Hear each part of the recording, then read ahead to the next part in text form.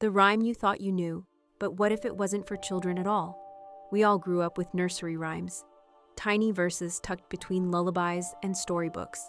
Harmless, funny, sometimes a little odd, but never dangerous, never serious. And then there's this one. Georgie, Porgie, pudding and pie, kissed the girls and made them cry. You probably sang it on the playground. Maybe it made you laugh. Maybe it just floated past like all the others. Sweet, silly, no big deal. But what if I told you it's not what it seems? What if this sing-song rhyme, the kind recited by toddlers, was actually a whispered insult, buried satire, or a warning dressed up in rhyme? What if the real Georgie wasn't a boy being teased for kissing girls, but a powerful man with a trail of broken hearts, broken promises, and broken lives behind him? Because that's exactly where this trail leads. Behind the pudding and pie, behind the giggles and rhymes, is a tangled web of royal obsession, secret letters, forbidden love, public disgrace, and a death that rocked the kingdom. And here's the twist. It might not be about just one man. This rhyme could be a mask worn by two of Britain's most scandalous Georgies, each with his own taste for indulgence, each with his own reasons to run when the boys came out to play. So before you smile at that nursery rhyme again, come with me into the shadows where old rhymes meet cold truth. Because once you know what's really behind those lines, you'll never hear them the same way again. The rhyme that pointed fingers. No, it wasn't about schoolyard kisses. At first glance, it sounds innocent enough. A little boy kisses girls, they cry, he runs away. That's it, right? Just another quirky rhyme passed from one generation of kids to the next. But nursery rhymes have a long history of hiding sharp truths behind sweet melodies. Many were never meant for children at all. They were masks, disguises for political protest, moral warnings, or pointed satire. In an age when speaking out could get you silenced, a rhyme could say what a sermon or a speech could not. Take Georgie, Porgie. It didn't appear in print until 1841, but don't let that fool you. Most scholars agree it was already whispered in homes and alleyways centuries earlier, passed from mouth to mouth like gossip too dangerous to write down. And unlike modern versions, early variations of the rhyme were sharper, crueler. They hinted at something or someone much bigger than a shy playground flirt. So the question isn't just what the rhyme means, it's who it's about. Because Georgie, Porgie might not be fictional at all. In fact, two very real men from British history, both named George, seem to fit the bill. Both were figures of immense power. Both lived large, loved often, and left controversy in their wake. And both were ridiculed by the public in ways that sound eerily familiar to the lines of the rhyme. One of them ruled the court through charm. The other ruled the kingdom with indulgence. And one of them may have kissed the wrong people, while the other made the wrong woman cry. So let's begin with the first George. A man who wasn't born to rule, but almost did. A man whose beauty became a weapon, and whose ambition would eventually cost him everything. Ready? Let's meet George Villiers, the first Duke of Buckingham, the pretty boy who stole the king's heart. And no, we're not speaking metaphorically. It was August. The year was 1614. England sweltered under the summer sun, and at the royal court, whispers floated through the corridors. Whispers that would grow louder, bolder, and eventually scandalous. Enter George Villiers, just 21 years old, handsome, charismatic, ambitious. A minor noble from Leicestershire with no fortune, no great title, and no claim to power. But none of that mattered, because the moment King James I laid eyes on George, everything changed. This wasn't a typical royal appointment. This wasn't a king noticing a capable courtier. This was something else entirely. James was captivated. Immediately, completely, and it didn't take long for the flurry of titles and privileges to begin. Within months, George was climbing the social ladder faster than anyone the court had ever seen. But it wasn't just the speed of his rise that set tongues wagging. It was the way the king looked at him, the way he spoke to him, the things he wrote to him. James called him Steenie, a pet name borrowed from St. Stephen. The biblical figure said to have the face of an angel, and Villiers, he fit the image perfectly. According to the Bishop of Gloucester, George Villiers was the handsomest bodied man in all of England. Not just attractive, striking, with finely proportioned limbs, a graceful carriage, and a sweet, pleasing voice that could soften even the most rigid courtier. But this wasn't just about appearances. Behind closed doors, an intense emotional bond grew between the king and his new favorite, and some would argue, more than emotional. Private letters between them have survived the centuries, but don't expect dry diplomacy. These weren't formal reports or court updates. They were tender, intimate, devoted. One letter from King James reads like it could have been plucked from a secret diary. God bless you, my sweet child and wife, and grant that you may ever be a comfort to your dear father and husband. Yes, you read that right. Wife, husband, that's not an advisor. That's something deeper and bolder and incredibly risky. And George? He wasn't shy about answering in kind. He once wrote, I so love your person, and adore all your other parts which are more than ever one man had. I desire only to live in the world for your sake. And will live and die a lover of you. A lover, not a friend, not a servant, not a subject. A lover. So what exactly were they to each other? History leaves space for interpretation, of course, but even the most skeptical historians agree. This wasn't just politics. This was infatuation, maybe devotion, maybe more. And if you're wondering how this kind of relationship could happen in a royal court filled with enemies, spies, and rivals, keep watching. Because what happened next would shock even the most scandal-hardened courtiers of King James's reign. George Villiers didn't just win the king's heart, he won the kingdom. But as you'll soon see, that kind of power always comes at a price. Rise of the Duke and the enemies he made.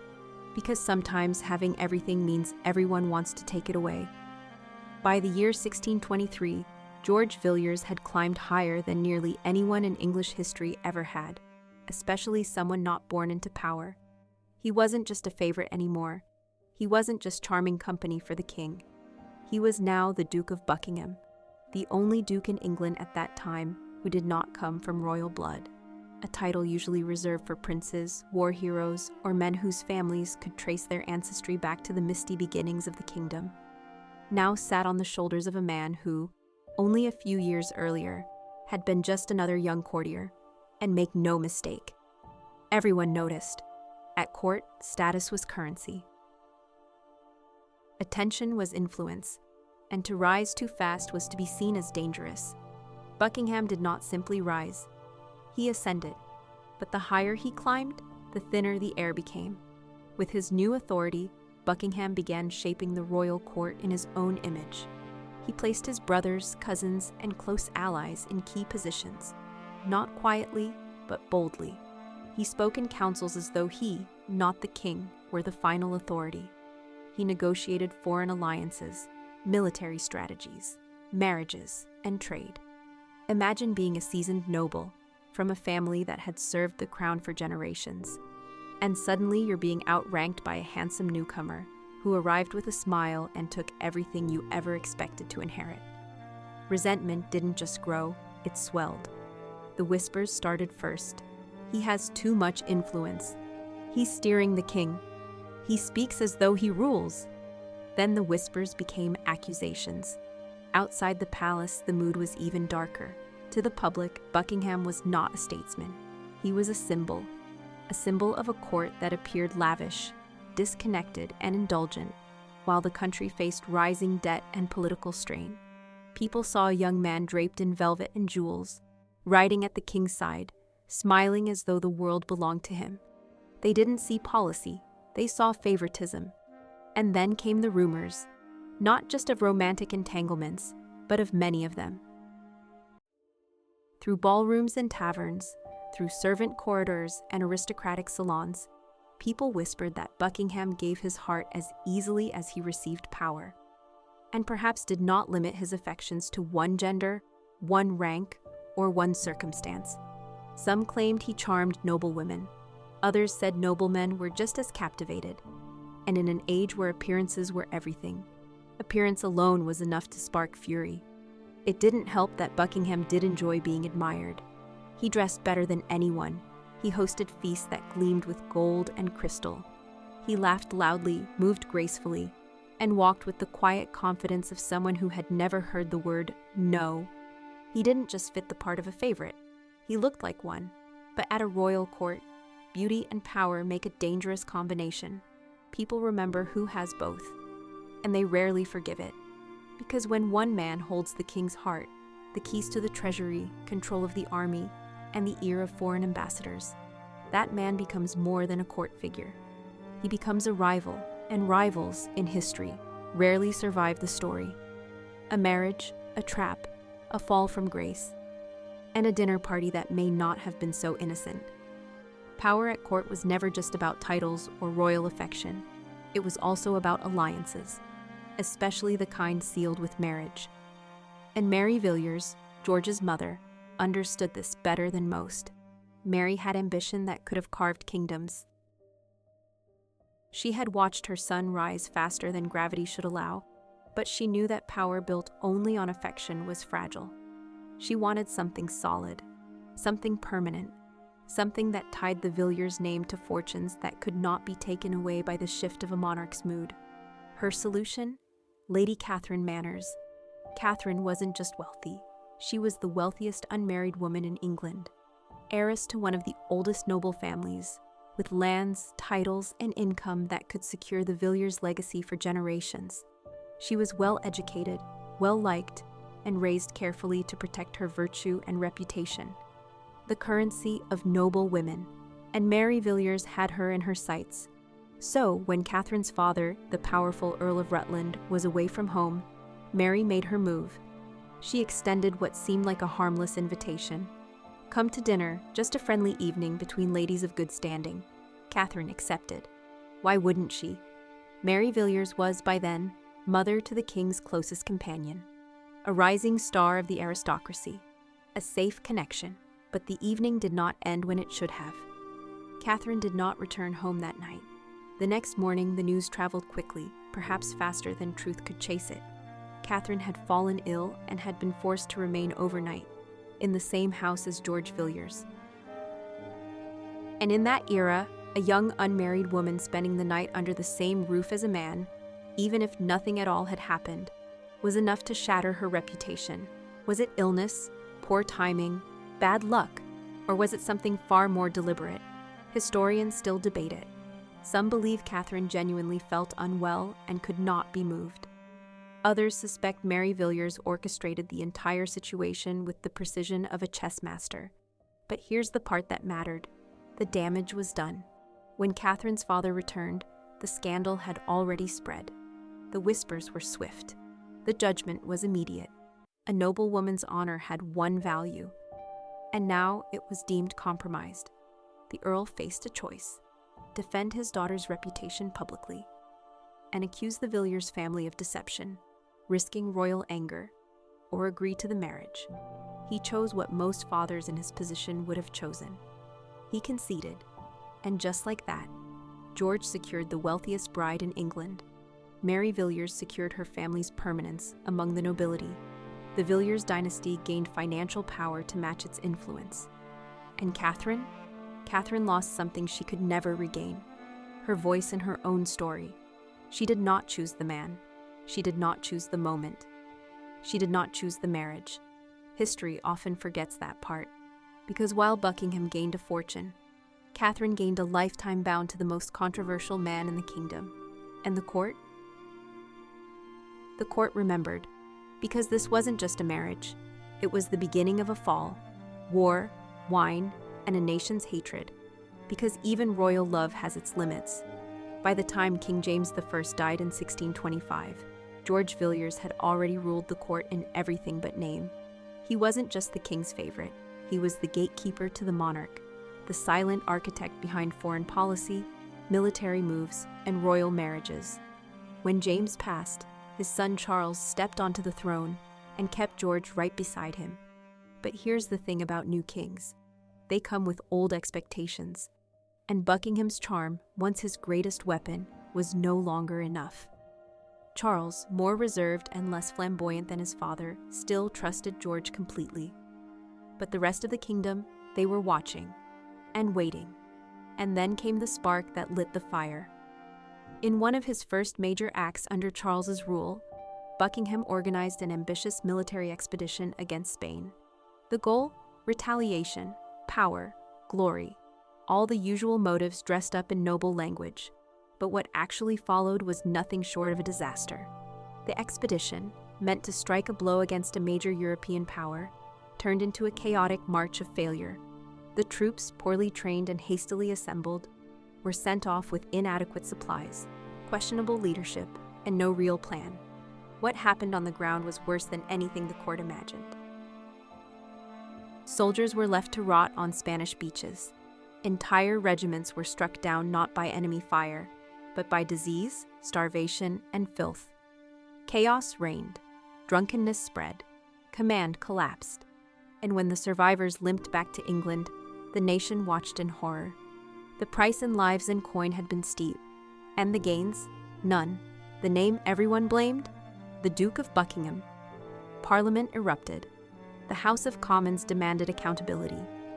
Voices grew louder, calling for investigations, charges, consequences. They said he had abused power. They said he had misled the king. They said he was unfit to hold any office in the land. And King Charles, loyal to the last, responded by doing the unthinkable. He dissolved Parliament entirely. That act, bold, defiant, and deeply controversial, only fanned the flames. To many, it proved what they already feared, that Buckingham wasn't just dangerous, he was untouchable. The court staged a trial, of course, a performance, really. Buckingham appeared before the royal court, but everyone knew how it would end. He was acquitted, free to walk away, again. But something had shifted. He might have kept his life, he might have kept his place, but he had lost something far more dangerous to lose: the favor of the people. In the streets and in the salons, in whispers and in songs, Buckingham became a symbol of everything wrong with the kingdom. Greedy, vain, reckless, self-serving. He was now the most hated man in England. And yet, the king still loved him.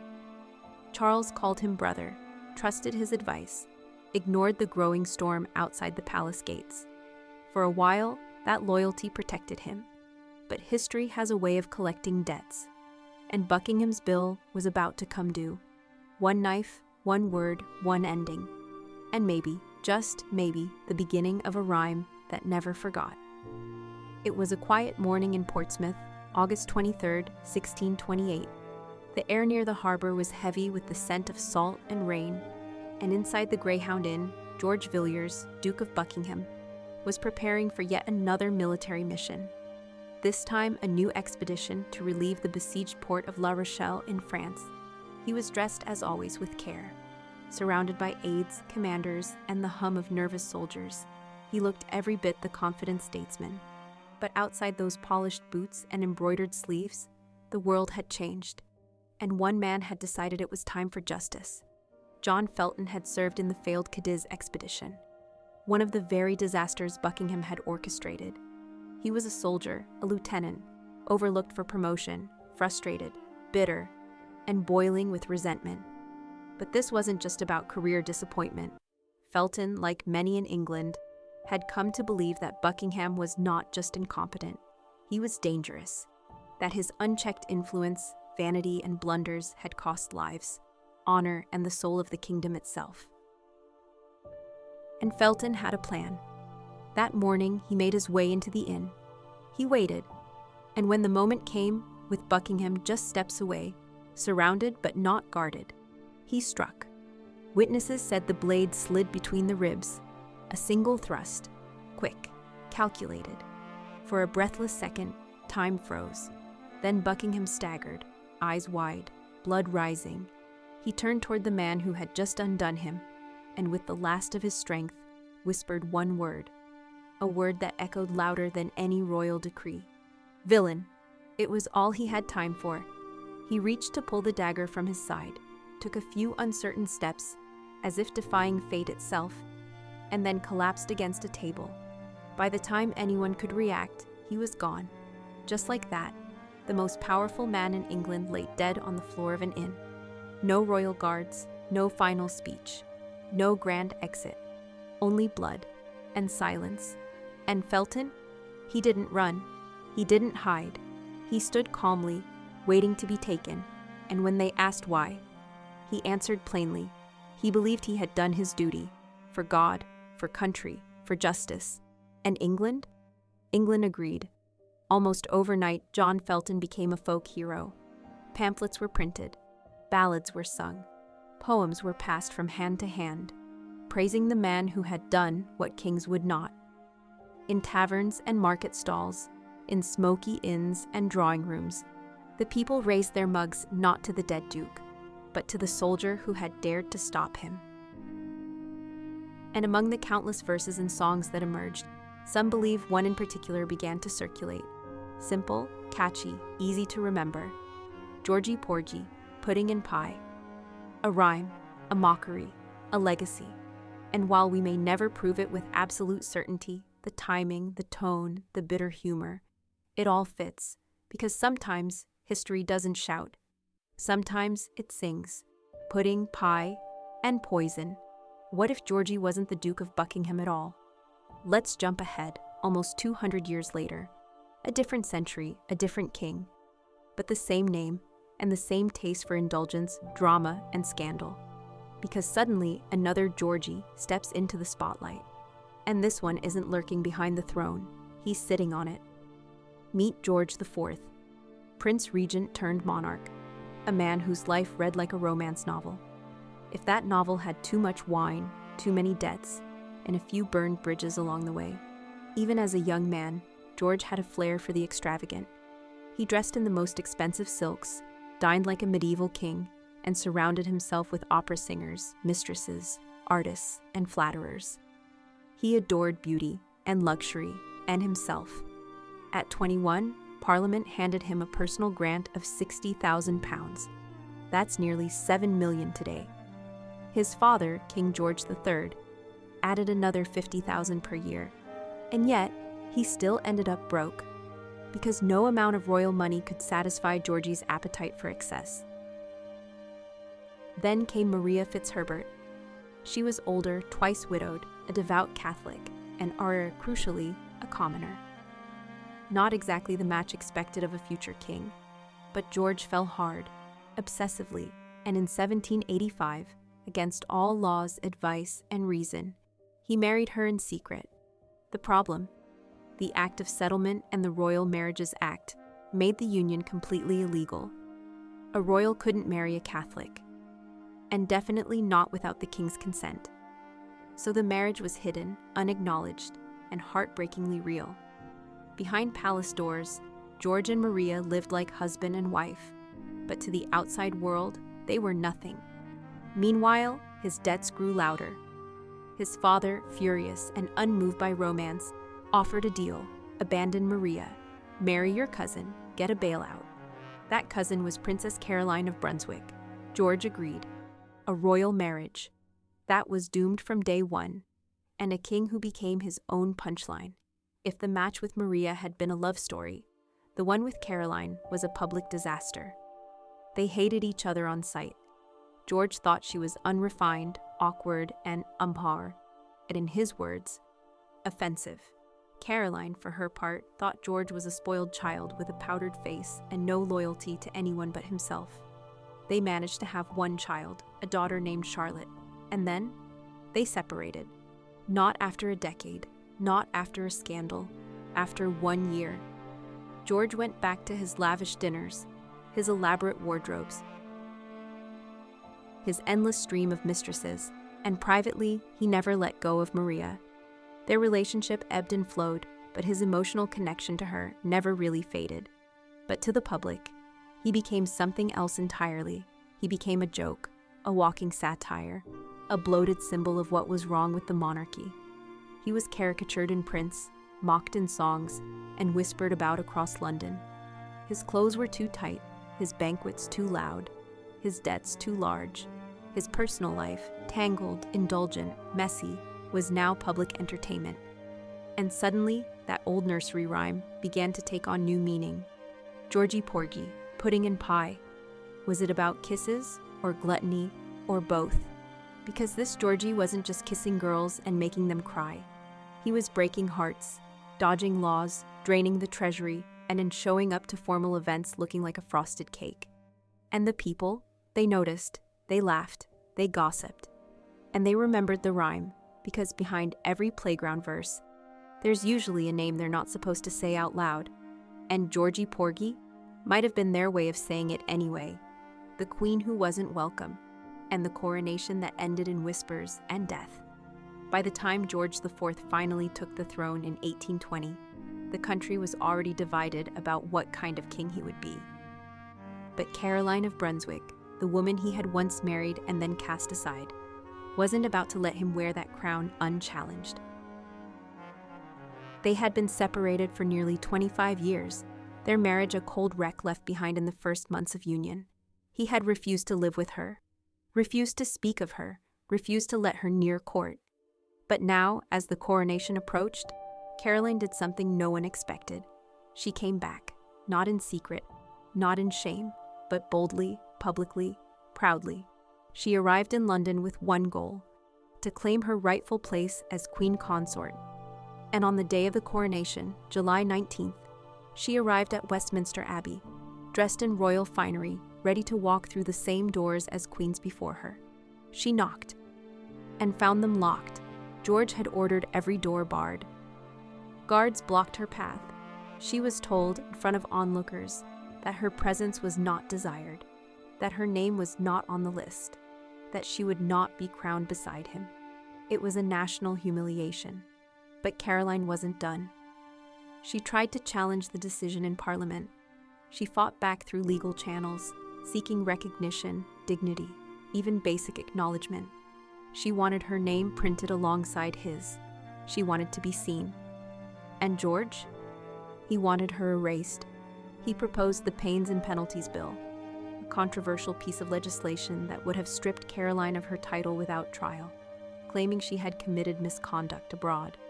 It was political theater at its worst, a royal divorce disguised as moral reform, but the public saw through it. Crowds took to the streets. Protesters chanted her name. Writers, pamphleteers, and common citizens rallied behind the people's queen. The backlash was so intense, Parliament withdrew the bill. George may have won the crown, but Caroline had won the people. For a moment, it seemed she might reclaim her place. But then something strange happened. Just 2 weeks later, Caroline fell ill. Her health declined rapidly. Reports said she suffered stomach pains, weakness, fever. Her doctors offered no clear explanation. And though her body weakened, her suspicion only grew stronger. Over and over, she repeated one quiet, chilling phrase: "I am poisoned." There was no investigation, no inquiry, just silence. On August 7th, she died. The official record listed natural causes, but the timing, the mystery, the suddenness after such a high-profile battle, it raised questions, then and now. Was it grief, illness, coincidence, or something far more deliberate? Whatever the truth, Caroline was buried not as queen, but as a cautionary tale. And George, already mocked in print, already whispered about in rhyme, became even more of a target for public anger. Because if he had denied her love, denied her dignity, and finally denied her crown, what else might he have denied her? Even life itself? So, who was Georgie Porgie, really? And was this rhyme ever meant to make children smile? Let's go back to the beginning. Not the rhyme itself, but what it does. It rolls off the tongue. It sounds playful. It lives in nursery books, children's games, maybe even embroidered on baby blankets. But the more you dig, the more uneasy it feels. Because this isn't just a silly verse about a boy who kisses and runs. It's a portrait, a judgment, a quiet accusation dressed up in sugar. So who was the real Georgie Porgie? Was it George Villiers, the dangerously beautiful duke who rose too fast, loved too freely, and died with a knife in his side and a whisper on his lips? A man who may have kissed more than just girls, who made the powerful cry. And when the boys came out to play, meaning Parliament, the press, the people, he couldn't face them. He ran, not with his feet, but with favors, privilege, and a crown's protection. until that protection vanished. Or was it George IV, a monarch bloated with indulgence, surrounded by silks, scandals, and servants, but despised by the very people he ruled? He kissed the girls, sometimes literally, often legally, and left behind a trail of heartbreak, betrayal, and rumors whispered behind gloved hands. He locked his wife out of her own coronation, watched the people chant her name, and when she died suddenly, days later, the court said natural causes. But the streets weren't so sure. Was he the pudding and pie Georgie, the one mocked in ballads and cartoons, the one remembered not for victories, but for vanity? Maybe it's both. Maybe it's neither. Maybe Georgie Porgie isn't a person at all, but a warning. A way for ordinary people to mock those in power, to remember the ones who took too much, kissed too many, and ran too fast when the consequences came knocking. And maybe, just maybe, it was never meant for children at all. Because behind the soft rhythm is a sharp blade, a blade aimed at pride, at power, at pretenders.